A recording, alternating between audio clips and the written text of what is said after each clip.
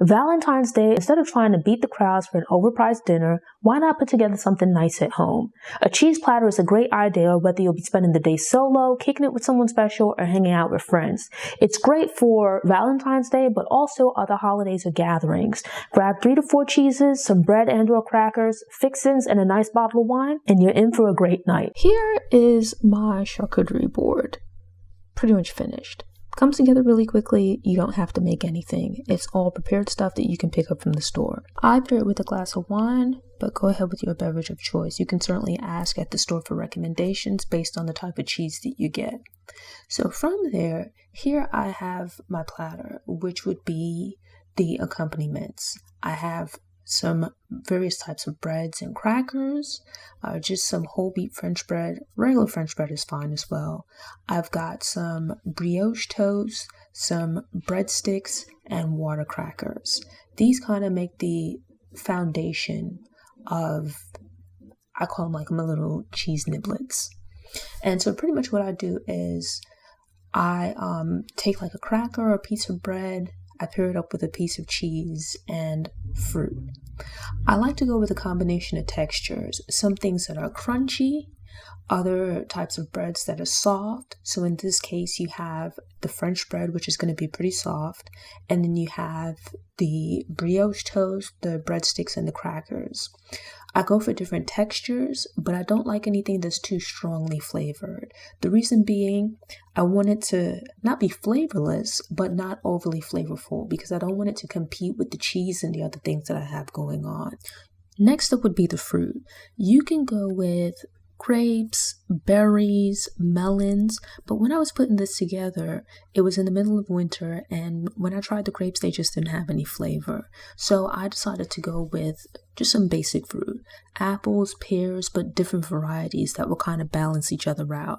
So in this case, I had some Honeycrisp apples, which are sweet and crisp, and some Granny Smith apples, which are tart but also crisp. So with this, you get some sweetness, you get a little bit of a tart flavor. The two are going to balance each other out. I also got some pears, some box pears and some Anjou pears, where they're a little bit softer in texture than the apple and sort of a different flavor profile, a bit more sweet. And so with those, you have like a nice little texture, right? You got some crispiness, crunchiness from the apples. With the box pear, you get that a bit too, but also a little bit more sweetness, right? And the Anjou pear is like a little softer than the apple. The texture is different, so you get a nice little balance. I have here a bit of Genoa salami and some prosciutto, which is going to go with all of our other accompaniments. They're like the salty element. The salami, which Genoa salami or soppressata are fine. I pick up a few of them whenever I go to Trader Joe's. I take them, I leave them in the freezer. You could put them in the fridge as well. It keeps for a really long time. It's sort of like a jazzed up pepperoni. Prosciutto has like a rich texture and taste to it. The taste, I would say, reminds me quite a bit of Parmesan. So it has like a cheesy type flavor to it. It has like a really nice, rich mouthfeel to it. When you buy it from the store, I recommend getting it sliced fresh. It's a little bit pricey, but a little bit goes a long way. And when they slice it, they should do it by default, but you want it sliced pretty thinly. And now for our condiments, I have fig jam and olive salad. These two further add to our balance. The fig jam is sweet. It has like a nice rich texture. It's pretty much like a regular jam or jelly, but it has a different flavor because instead of your grape or strawberry, it's fig. The olive salad is a little bit salty, but not overly so. It's like the salad mix that you might put on a muffaletta sandwich. But in this case here, I added in because it adds like a somewhat savory flavor to the mix that we have going on here. And you don't need a lot. A little bit goes a lot. The fig jam as most jams is pretty sweet. The olive salad, you really just need a little bit of it. As an alternative, you can try other types of jams or even marmalades. I wouldn't quite go with jellies because I feel like they would be a bit too sweet and a little bit too runny. As alternatives to the olive salad, you can actually go with pickles or cornichons, or even as another condiment, you can add in mustard, like a spicy brown mustard or a seeded mustard. Now, for the star of the show, which would be the cheese. And the reason that I left this for last is because it's so up in the air. It's really based on what you like. The cheese, I feel, is more personal.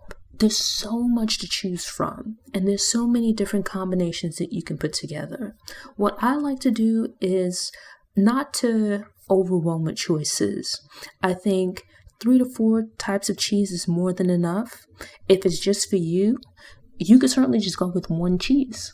What I typically do is I have my favorites, which would be like in the Brie family. I like Brie, I like fromage dauphinois, and I also like the aged Gouda. Each time I make a cheese board, I try to try something new. I like Brie and I like the fromage dauphinois because of the texture. Like, it's nice and luscious. It's sort of like, if you think of like a very rich butter, right? And you spread that over bread, you let it sit out for a little while, come to room temperature. It's nice and soft. I love the texture of it. It's mild in flavor. It goes really well with everything. Beautiful. Typically, I'm not a big fan of things that are overly sweet, but there's just something about aged Gouda that I really like. The fresh Gouda has a different flavor. To me, it doesn't really have much of any flavor.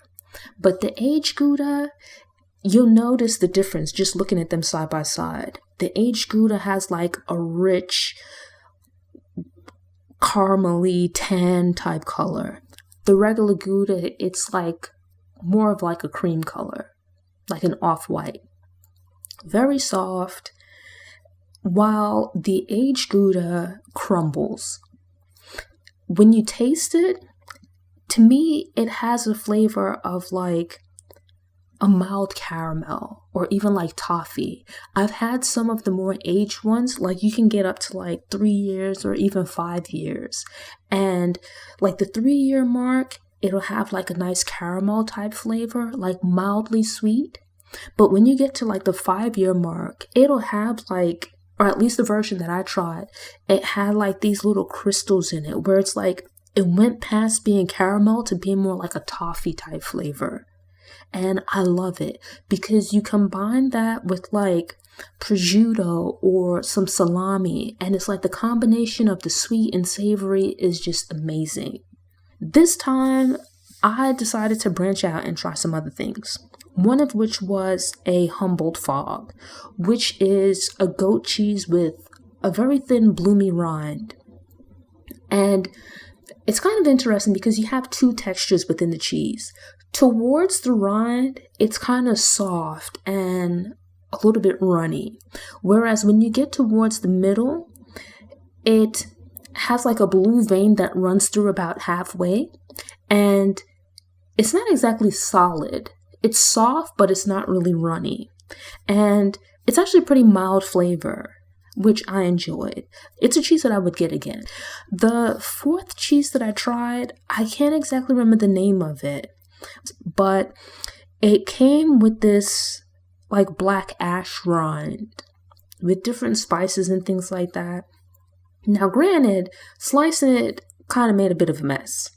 With softer cheeses, like say a brie or the fromage dauphinois, with those I go ahead and I eat the rind and everything, right? I don't slice the rind off. But with this one with the ash, I just went ahead and sliced it off. I can't tell you what the rind tasted like. But the inside of it, it had mild flavor as well, not overly strong. But to me, it kind of had the texture of a not quite so solid cheddar. Actually, the taste and flavor reminded me quite a bit of a manchego. If you're new to putting together cheese boards, charcuterie boards, and you're unsure of what to get, I recommend going down two paths. The first is go to a shop where you can actually try the cheese. They'll make suggestions. You kind of get them an idea of how many people you're looking to serve. They can make suggestions about accompaniments, and you can go ahead and just try the cheeses and just try until you find something you like. If that's not an option, go to the cheese shop. Again, speak to the staff, see what they recommend, try some things that aren't too expensive.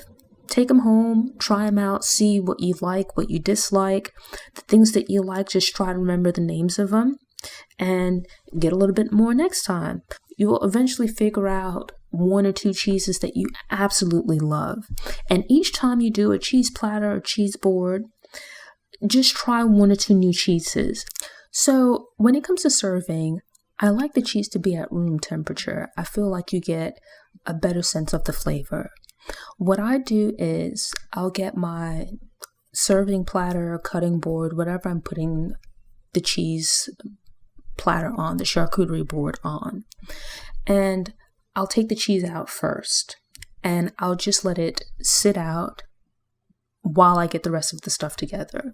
So I'll take the cheese, put it on the platter, and while that's coming to room temperature, I'll go ahead, I'll slice the apples, I'll slice the salami, I'll put out the prosciutto, a little bit of the jam, this and that and whatnot. By the time I get everything else together, I've got like the bottle of wine out the fridge, the cheese is at room temperature, and you're good to go.